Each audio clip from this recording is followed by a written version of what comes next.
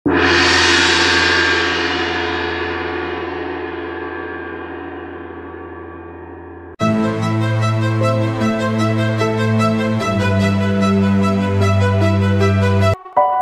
Gendeng yang bernama asli Boma Trismitro adalah putra dari pasangan Sumitro Danurejo dan Hesti Sumitro. Boma merupakan murid SMA Nusantara 3 yang hidup di tahun 2000. Kemudian dijadikan murid oleh nenek sakti yang berasal dari zaman yang berbeda dengannya. Nenek itu adalah Sintoweni alias Sinto Gendeng, guru dari pendekar Kapak Maut Naga Geni 212 Wiro Sableng yang terkenal itu. Bagaimana keseruannya kisah ini? Yuk disimak terus, didengarkan kisahnya, semoga terhibur. Ban belakang Honda Tiger merah mendenyit keras begitu rem yang diinjak habis menghentikan motor di depan rumah di ujung gang. Cowok tinggi ceking tanpa helm, berkaos oblong yang di dadanya ada tulisan Hard Rock Cafe New York, mengusap rambut gondrongnya 2 kali, lalu membuka kacamata berkaca biru menyala yang nangkring di atas hidungnya yang mancung bengkok. Tanpa kacamata, kini kelihatan 2 mata besar belok di bawah naungan sepasang alis tebal macam cerulit. Tidak salah kalau teman-temannya memberi nama tambahan membuat dia dikenal dengan nama Roni Celepuk. Roni sentakkan gas motor 2 kali berturut-turut hingga menimbulkan gelegar kebisingan di ujung gang. Seorang kakek tetangga yang lagi terkantuk-kantuk di bawah pohon sambil asik menikmati cangklong bututnya tersentak kaget. Darah tingginya langsung kumat. Dia bangkit berdiri, julurkan kepala di pagar, kemudian menurunkan kacamatanya. Kagak heran, dia lagi si mata jengkol, kata si kakek dengan tampang peot ditekuk. Hoi, bangke hidup, jangan berisik di kampung orang. Sekali lu genjot tugas, gue guyur air kencing mun-mun lu. Cowok di atas motor nyengir, sambil 2 tangan dirapatkan dan diletakkan di atas kepala dia berkata, maafin beh, nggak sengaja. Dia cepat-cepat memutar kunci kontak, mematikan mesin motor. Lalu matanya yang belok memandang ke pintu pagar rumah di depannya. Di situ berdiri seorang anak lelaki sepantarannya, mengenakan jin lecak yang lutut kanannya robek dan kaos merah yang tangan kiri kanan digunting habis. Boma, brengsek lo jadi orang, bener-bener kelewatan. Boma, anak yang berdiri di pintu pagar tenang saja mengusap rambut cepaknya, lalu berkata, Ron, turun dulu dari motor, baru ngomel. Sialan lu. Turun dari motor, Roni menghampiri Boma. Dari pagi kamu ditungguin, gak taunya masih nongkrong di rumah. Gila bener. Gila bener, apa bener gila? Ujar Boma sambil mengulum senyum. Bom, urusan jadi gak karuan kalau kau gak datang. Susunan acara, peralatan, teman-teman yang mau tampil, semua gak bisa diatur. Kok aku yang disalahin? Dulu-dulu aku sudah bilang gak mau ikut-ikutan jadi panitia perpisahan. Lagian katanya semua udah pada pinter. Ngapain nunggu aku si Boma geblek? Di sekolah, Boma Trisumitro memang bukan termasuk anak pintar. Rankingnya di urutan ke-39 dari 41 murid. Sikapnya seperti malas-malasan serta urakan seenaknya membuat dia dipanggil Boma geblek oleh teman-temannya. Tapi kalau soal mengurus kegiatan atau acara kelas, dia paling dicari. Karena kalau Boma yang menangani semua, pasti rebes. Selain itu, gayanya yang enak dalam bergaul, suka humor, sabar, dan setia kawan, membuat Boma disenangi oleh teman-teman satu sekolahan. Lalu ada satu lagi nilai tambah yang dimiliki Boma. Wajahnya yang cakep, segar baby face, serta postur tubuh setinggi 174 cm. Mata blok Roni bertambah besar. Memangnya kau serius, Bom? Nggak mau ikutan dalam panitia perpisahan? Kau kan sudah dipastikan jadi ketua panitia. Serius dong, masa anak kelas 3 yang perpisahan? Kita anak kelas 1 yang naik ke kelas 2 yang pada sibuk. Kok kamu ngomong gitu? Aneh juga nih. Lagian, Bom, itu kan sudah tradisi SMU Nusantara 3 sejak kuda gigit menyan, kata Roni pula. Menyan, itu dulu. Sekarang kudanya sudah pakai stocking. Yang digigit bukan menyan lagi, tapi ekstasi. Tapi mestinya kau ngomong sejak kuda gigit ekstasi, kata Boma.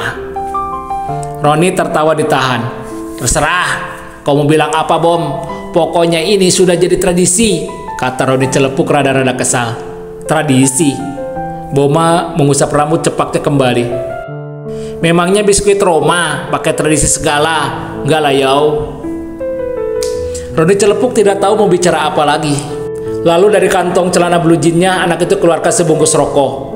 Melihat ini, Boma cepat berkata, "Lu jangan macam-macam, Ron. Berani ngerokok di sini, bokap gue lagi ada di dalam." Roni cemberut, masukkan rokoknya kembali ke saku celana sambil mengomel, "Bokap lu kuno, merokok aja anti." "Lu mau minum?" Boma menawarkan. "Alah, paling juga air putih, mending aqua, paling-paling air kendi." Boma tertawa. "Bom, kayaknya aku tahu kenapa kau nggak mau ikut-ikutan sibuk di panitia perpisahan." "Coba lo tebak." "Gara-gara cewek anak duta besar itu," jawab Roni celepuk. "Ya kan? Maksud kamu si Dewita?" "Siapa lagi? Memangnya ada 2 anak baru? Ada 2 anak duta besar di SMA Nusantara 3. Boma tertawa.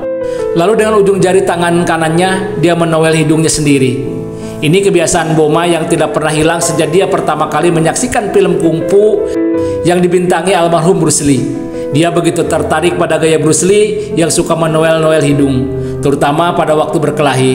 Sejak itu, Boma menjadikan pendekar kungfu ini sebagai idolanya. Waktu itu dia masih duduk di kelas 2 SMP. Gaya menowel hidung ini mula-mula cuma ikut-ikutan, meniru-niru gaya Bruce Lee, lama-kelamaan jadi kebiasaan. "Aji gombal, memangnya ada urusan apa aku sama Dewita? Kok disangkutin sama dia?" "Ada yang bilang begini, kau naksir berat sama cewek baru itu, tapi Dewita acuh aja. Lalu seminggu lalu, Dewita pulang barengan naik mobil sama Zaldi, anak kelas 3. Waktu keluar halaman, kau malah diserempet kaca spion mobil Zaldi. Kau dibilang patah hati, itu kan gara-garanya." "Hebat juga tuh cerita. Siapa yang ngarang, Ron? Kau sendiri ya? Jatuh cinta aja belum, kok duluan patah hati? Aji buset." "Sudah, bilang aja memang benar. Kau nggak mau ikut-ikutan dalam panitia perpisahan gara-gara Dewita kan?" "Geblek banget gua." "Ya, kau selama ini memang biangnya segala geblek. Lupa kalau banyak yang manggil kau Boma geblek." "Biarin aja. Nggak rugi dipanggil geblek kalau aku memang geblek." Boma tertawa lepas. "Ada lagi cerita versi lain, Bom." Tiba-tiba Roni berkata. "Wah, ini namanya kejutan." "Kau mau dengar?" tanya Roni. "Terserah. Kau mau cerita apa enggak ya? Terserah." "Bom, ada teman-teman bilang sebetulnya kau mau balas dendam sama Trini. Selama ini Trini selalu jual mahal. Istilah kerennya suka melecehkan dirimu." "Aku nggak merasa dilecehkan tuh. Lagian kalau dilecehin sama bibir, aku ya suka-suka saja ya." Walau jengkel mendengar ucapan Boma, Roni celepuk meneruskan. "Kata teman-teman, kau sengaja mendekati Dewita biar Trini tahu rasa. Tadinya Trini memang sempat sok. Maklum, ada yang bilang sebetulnya Trini memang ngebet sejak lama sama cowok geblak macammu. Tapi waktu dia tahu Dewita nggak ngacuin kamu, Trini kembali pasang harga mahal." "Oh, gitu ceritanya. Kayak telenovela aja," kata Boma sambil tersenyum dan angguk-anggukan kepala. "Sudah, sekarang kita bicara soal lain saja. Proyek GG yang aku bilang tempo hari sudah pasti jadi." "Nah, itu satu lagi, Bom." Belum apa-apa Roni celepuk sudah memotong. "Ada lagi temen yang bilang, kau bingung berat gara-gara nggak dapat Dewita, nggak dapat Trini, lalu membuat proyek GG. Mungkin buat ngedamin hati yang lagi ngebet dan panas." "Aji buset," kata Boma sambil menuel hidungnya. "Biarin, orang mau ngomong apa kek. Tapi Ron, proyek GG ini super rahasia. Kok katamu teman-teman pada tahu?" "Alah, di SMA Nusantara 3 mana ada sih yang namanya rahasia?" kata Roni celepuk. Lalu bertanya, "Siapa aja yang bakalan ikut?" "Yang sudah pasti ada 6 orang. Rasanya aku nggak mau nambah lagi. Kalau kebanyakan biasanya pada rese," jawab Boma. "Siapa-siapa aja, Bom?" Roni kembali bertanya. "Rio, Andi, Firman, Pino, dan Gita. 6 sama gue. 7 sama kau kalau mau gabung." "Tadi kau bilang Gita." "Gita? Gita gendut," ujar Roni. "Memangnya ada Gita ceking di kelas 2? Urusan bisa repot, Bom." "Repotnya?" tanya Boma. "Kalau kejadian apa-apa sama tuh anak, siapa yang mau gendong? bobotnya aja 100 kilo lebih, kata Roni. Kalau tahu bobotnya 100 kilo lebih, berarti lu pernah ngegendong dia dong. Aji buset, tobat aneh cing, aneh yang ringsek, kata Roni sambil nyengir-nyengir. Boma menggerakkan tangan memberi isyarat pada temannya. Ayo ikut ke kamar, kamu saksikan sendiri persiapan gua. Waktu menuju ke kamar Boma di tingkat atas rumah panggung kayu, di ruang tengah ayah Boma sedang asik membaca surat kabar. Hanya mengenakan singlet dan selai kain sarung, lelaki itu menurunkan koran yang dibacanya. Di balik kacamata tebal plus 6, bola matanya berputar memperhatikan siapa yang bersama anaknya. Merasa diperhatikan, Roni jadi tidak enak. Cepat dia mengangguk sambil memberi salam. Selamat siang om. Ayah Boma tidak menjawab, hanya mulutnya bergerak sedikit lalu mendehem. Ketika menaiki tangga ke lantai atas rumah panggung itu, Roni berbisik, bokap lu makin angker aja bom. Belum habis ucapannya, tak sengaja kaki Roni tersandung. Kalau tidak cepat dia memagut pegangan tangga kayu, ditambah bantuan Boma yang mencekal bahu kaos oblongnya, bukan mustahil anak ini jatuh ke bawah. Di lantai atas, di dalam kamar, Roni memandang berkeliling. Dia melihat berbagai perlengkapan mendaki gunung memenuhi kamar. Mulai dari tali sampai jaket, mulai dari tongkat sampai ransel, juga ada kompas, kotak obat, dan perlengkapan untuk berkemah, termasuk sebuah kompor gas kecil.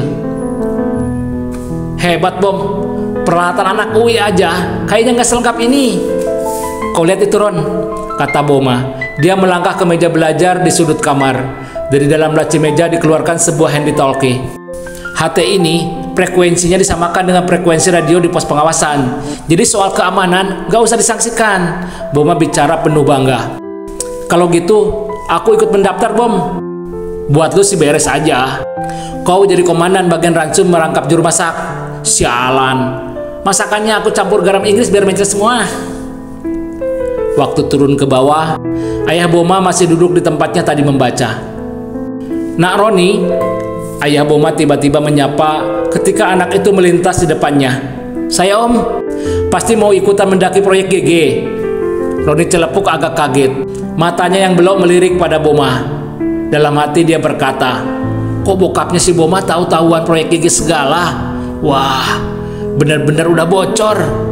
Roni anggukan kepala pada ayah Boma dan berkata, bener om. Roni celepuk merasa senang. Ternyata bokapnya si Boma itu ramah juga. Tapi rasa senang itu serta-merta sirna begitu ayah Boma menyambung ucapannya. Boro-boro naik gunung, naik tangga aja, belum becus. Roni celepuk coba tersenyum walau senyum kecut. Sampai di luar anak ini berkata pada temannya, Bom, bokapmu bukan cuma angker, ngomongnya juga antik. Tiba-tiba ada orang dan suara di belakang. Apa kau kira saya ini sama dengan barang antik di pasar luak jalan Surabaya? Hah? Sirap darah Roni celepuk. Mukanya pucat. Lehernya terasa kaku waktu menoleh ke belakang. Roni tahu matanya besar belok. Tapi saat itu, dia melihat dua mata ayah Boma jauh lebih besar dan lebih belok dari matanya, memandang tak berkedip ke arahnya. Maaf om, saya Roni bingung. Boma cuma nyengir. Naik ke atas motor, Roni celepuk lupa kalau di ujung gang itu ada tetangga yang tidak suka berisiknya suara motor. Roni kedut-kedut putaran gas. Satu kepala berwajah peot tua, berkacamata, nongol dari balik pagar rumah sebelah. Hoi, bangke hidup, mau ngerasain diguyur air kencing ya? Maaf Roni celepuk langsung kabur tancap gas.